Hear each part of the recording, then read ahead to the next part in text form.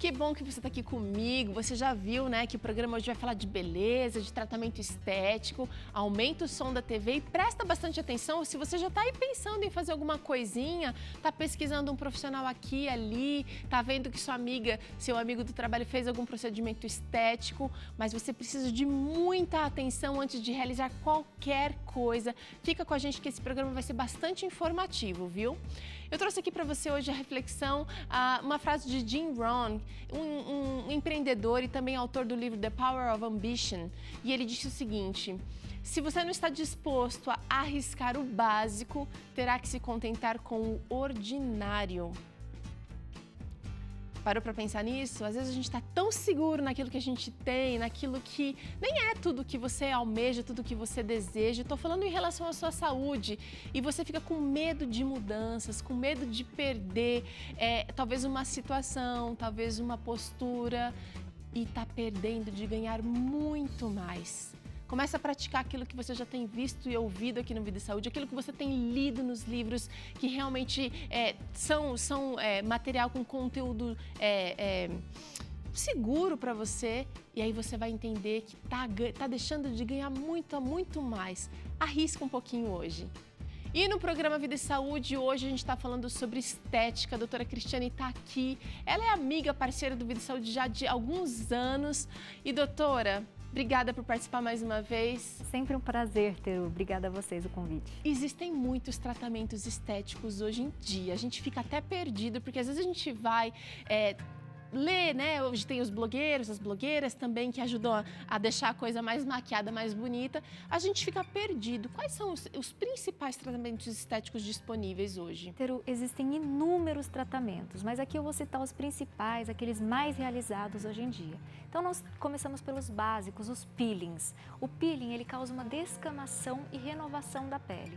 Então, existem peelings mais fracos, peelings moderados e peelings que a gente só pode fazer em hospital, que podem causar até arritmia. Olha só! Pra você ver como eles são fortes. Então, o peeling, ele vai jogar fora aquelas células que estão mais velhas, que de repente sofreram alteração no DNA e podem se transformar num câncer de pele, e vai ali surgir uma pele nova, uma pele viçosa, uma pele brilhante, bonita. Tem aquele processo chato da descamação, mas é um processo geralmente seguro, lógico, deve ser feito por um profissional especializado, mas é um tratamento que realmente estimula. Depois de um mês que você faz o peeling, você ainda está produzindo colágeno. Olha que legal! Daí a gente fala um pouquinho sobre os preenchimentos. Aqui vai um alerta. Preenchimentos são produtos que a gente injeta dentro da pele para que aquele produto faça o papel como se fosse de um cimento, uma sustentação, né? E então, existem vários materiais que trazem riscos, por exemplo, polimetacrilato, super perigoso, silicone pode migrar, super perigoso, e existem aqueles preenchimentos mais seguros, por exemplo, o ácido hialurônico, que de repente não deu certo, dá para tentar degradar com uma enzima que chama hialuronidase, então a gente tem essas opções, né? E existem também bioestimuladores, que são preenchedores que também estimulam o próprio colágeno. Entendi. Tem também o Botox. Muita gente confunde preenchimento com Botox e fala assim, ai, aquela moça fez preenchimento na boca e ficou horrível. Horrível. Na verdade, não. Na verdade, o Botox ele é mais usado na parte estética nesse terço superior da face. Lógico que a gente usa no terço médio e terço inferior, inclusive Botox no pescoço, a gente usa para várias aplicações. Mas o que o Botox faz? O Botox ele relaxa a sua musculatura. Então, o Botox ele funciona assim. O músculo ele contrai e amassa a pele. Então, quando o músculo fica relaxado, ele não faz aquele vinco na pele. Esse é o grande objetivo do Botox. Ah, mas o Botox dura 6 meses, dura pouco. Na verdade, o Botox ele tem uma ação de longo prazo porque ele ensina a pessoa a mexer menos. Então, é como se você fraturasse um braço, fica lá engessado, e daí depois de 3 meses com o gesso, o seu braço está mais fino, mais fraco. Acontece exatamente a mesma coisa com a musculatura da face, o que é bom no caso das rugas. Tá. Existem também cirurgias, né? A gente cita, por exemplo, a blefaroplastia, que é uma cirurgia de pálpebra, em que a gente tira esse excesso de pele. E essa cirurgia, quando bem indicada, é maravilhosa, porque às vezes a pálpebra está caindo tanto que ela perde até o campo visual. Você não consegue enxergar mais porque o olho fica muito pequenininho. Deixa de ser um procedimento estético, acaba se tornando até um procedimento funcional. funcional, né? Terapêutico. Exatamente. Mas, doutora, você falou aqui os principais, né? Quando a gente vê alguém que a gente admira na televisão, nas revistas, no trabalho, alguém que a gente admira, que fez um procedimento e ficou bom, a gente se anima e pensa, eu quero fazer igual. Vai lá, troca aquela receitinha, mas o que você fez? Todo mundo pode fazer procedimento estético ou tem contraindicações? Existem muitas contraindicações, Teru, e aqui muita gente não sabe. Por exemplo, paciente grávida não pode fazer botox, não pode fazer peelings, não pode fazer preenchimento. Ou se não, uma pessoa que tem uma doença autoimune, ela também tem contraindicações. Por exemplo, a miastenia gravis, ela não pode de forma nenhuma aplicar toxina botulínica ou botox. Doenças autoimunes como lúpus, que estejam ativos, a gente também não aplica preenchimento, porque eles podem estimular. Ou se, por exemplo, a pessoa tem uma infecção no dente, a gente já não pode fazer um peeling, por exemplo. Ou se ela tem um herpes, a gente também não pode fazer o procedimento, porque senão esse herpes pode ficar gigantesco, pode se espalhar, pode até causar cegueira. Então, a gente tem que ter muito cuidado na hora de indicar. E aqui é super importante a anamnese do médico, né? Tô pensando nisso, porque às vezes tem problemas de saúde que a gente tem e que não sabe que tem. Quando o médico faz essa anamnese, você vai descobrir. Exatamente, e a gente tira toda aquela história, se o paciente tem alergia, se não tem.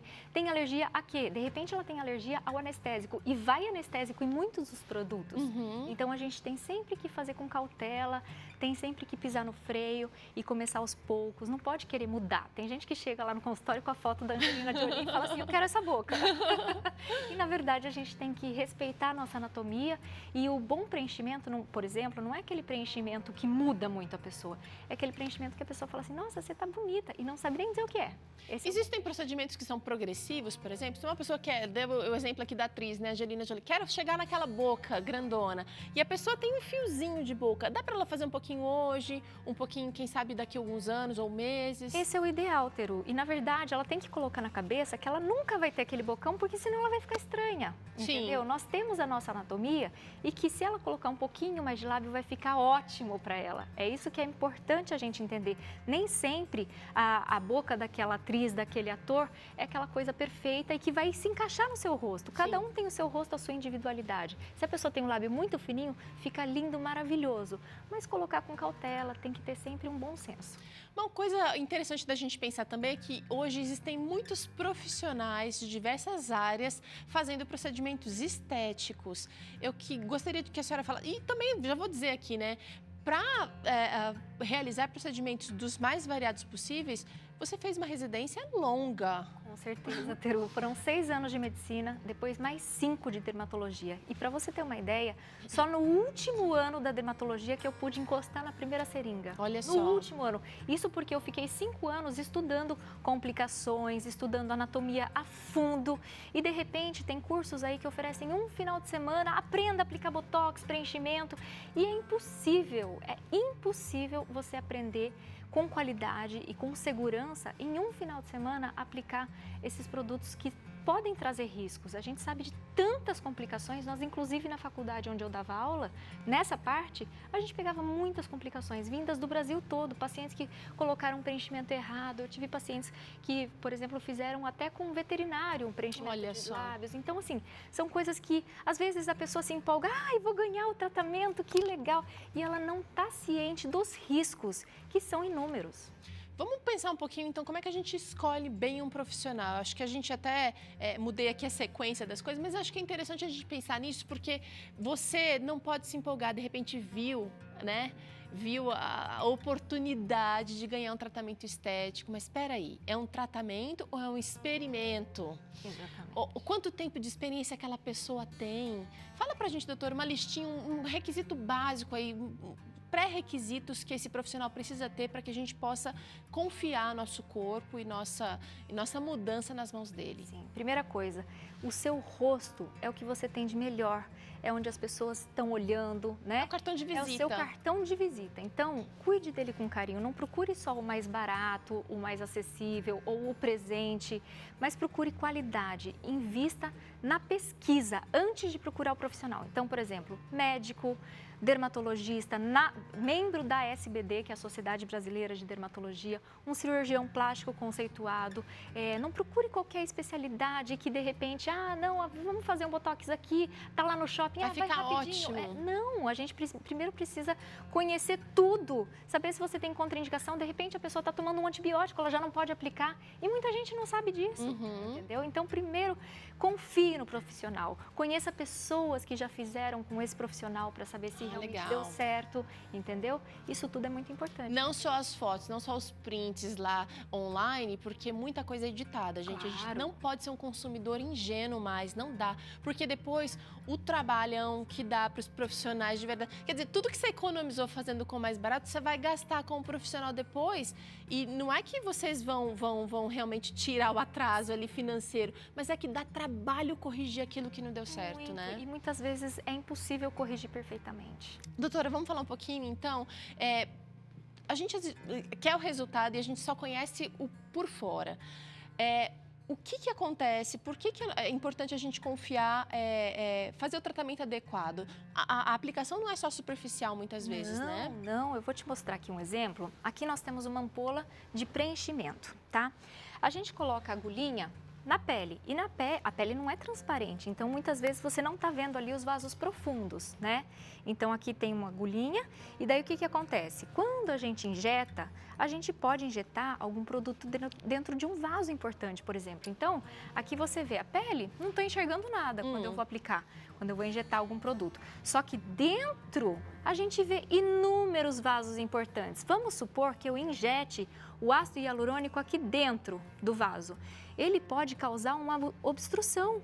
E dependendo da anatomia, essa obstrução pode migrar e pode dar uma cegueira, pode dar a necrose, porque ali não é irrigado mais o tecido da pele, então é muito frequente, a gente pega com muita frequência complicações de necrose na ponta nasal, porque é uma região que tem uma vascularização pobre e muita gente procura o preenchimento para substituir por uma plástica, o que é ok, mas a técnica é muito difícil para preencher nariz. São poucos os profissionais que conseguem fazer com detalhe e lembrando, a gente não pode colocar muito produto também, porque mesmo que você não injete dentro do vaso, se você injetar fora, mas uma grande quantidade de produto, por compressão extrínseca, aquele vaso pode fechar e pode evoluir com necrose. Ou seja, não vai aplicar no vaso direto, mas ele vai ficar apertado e não vai ter circulação adequada. E a circulação é prejudicada e a bactéria começa a proliferar. A necrose é terrível. É rápida. É rápida, a bactéria se prolifera com uma forma intensa e ela destrói a anatomia. Então tem gente que perde a ponta do nariz,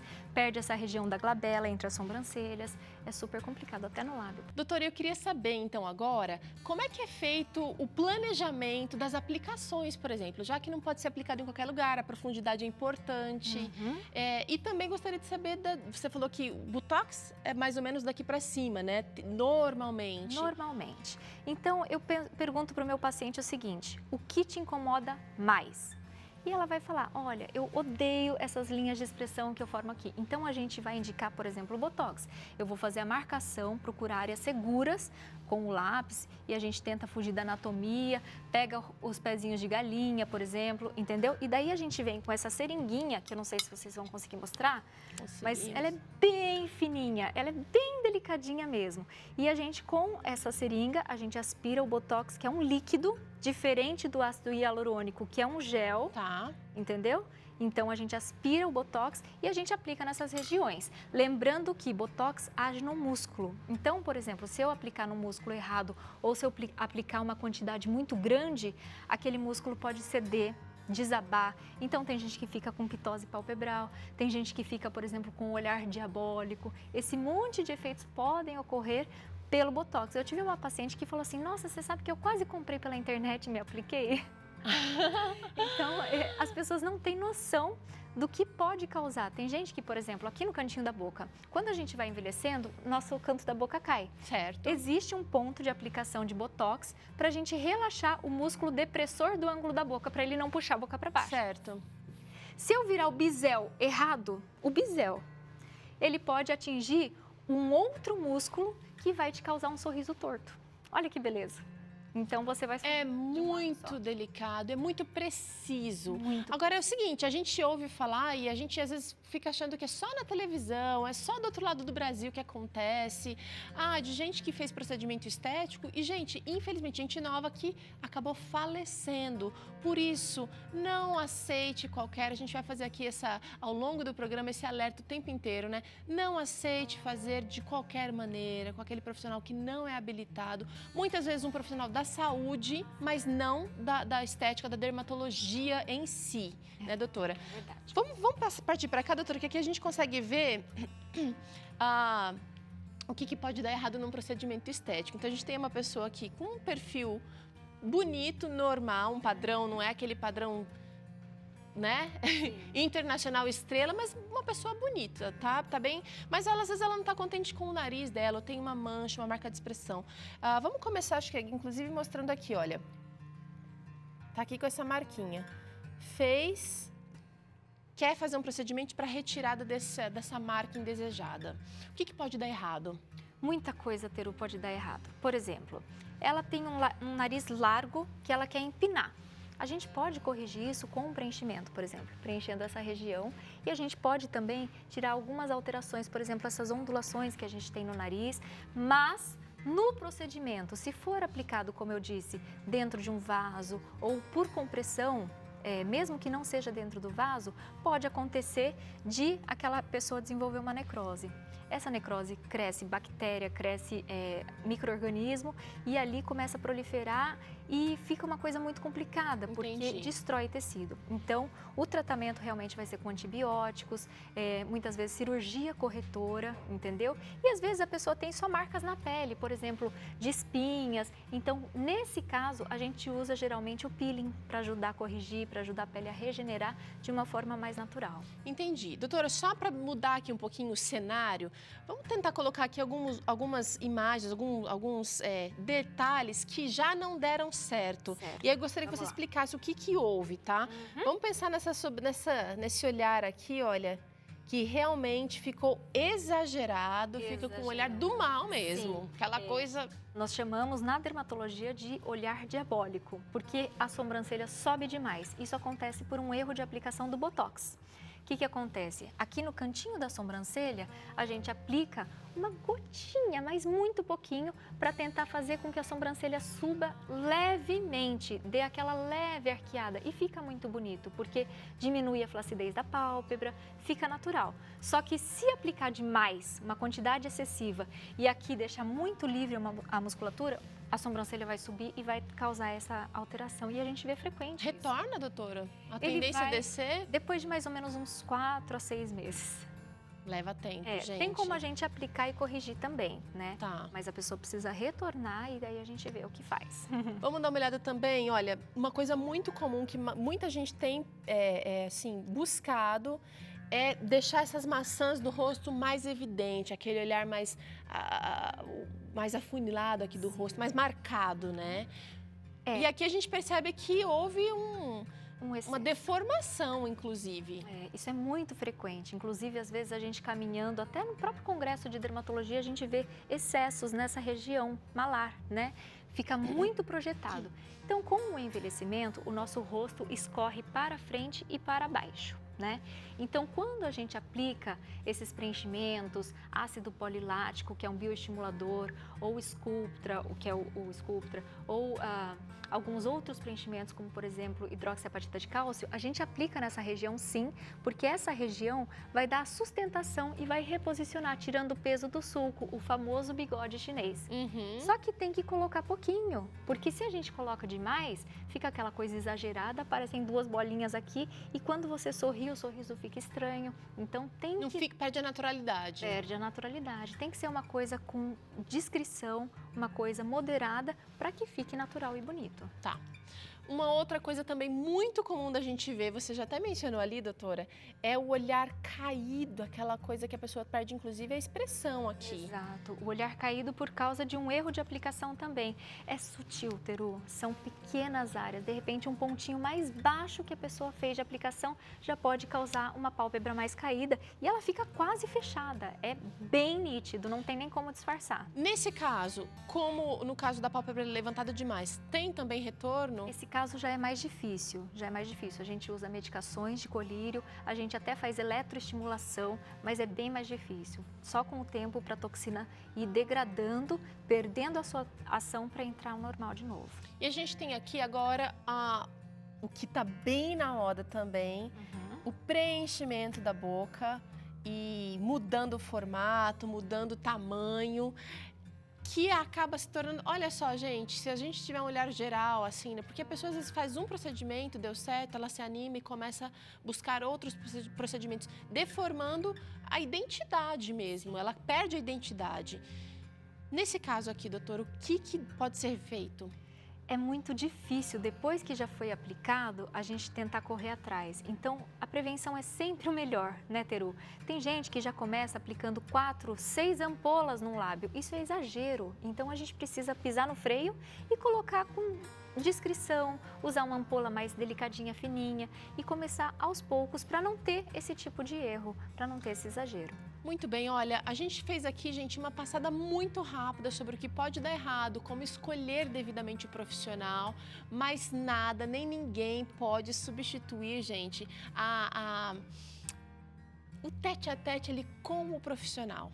Sim, né? O olho no olho, as perguntas, todas as dúvidas tiradas e os exames pré-operatórios, né, doutora? Claro, é muito... Pré-operatórios, na verdade, a gente não falou muito de cirurgia aqui, mas exames para tirar qualquer risco. Sim, a gente tem que excluir os riscos, a gente tem que colocar na balança. Esse tratamento vale a pena? Não é incomum eu dar alta para uma paciente, eu falar, não, primeiro a gente vai fazer um tratamento com psicóloga, para depois a gente continuar nosso tratamento com aplicações, porque às vezes a pessoa quer mais e mais e mais e ela nunca está feliz e ela não se aceita no espelho. E na verdade, a gente tem que entender que esses tratamentos são coisas discretas, que servem para a gente melhorar, mas não para a gente mudar totalmente. Senão eles acabam causando um efeito inverso, efeito né? exatamente inverso.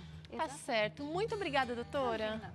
Ó, a gente faz uma rápida pausa aqui. No próximo bloco, prepara o tênis, porque tem treino para você ficar em forma em qualquer lugar. E ainda tem chocotone vegano aqui no Vida e Saúde hoje. Não perde, não. É rapidinho intervalo, a gente já volta.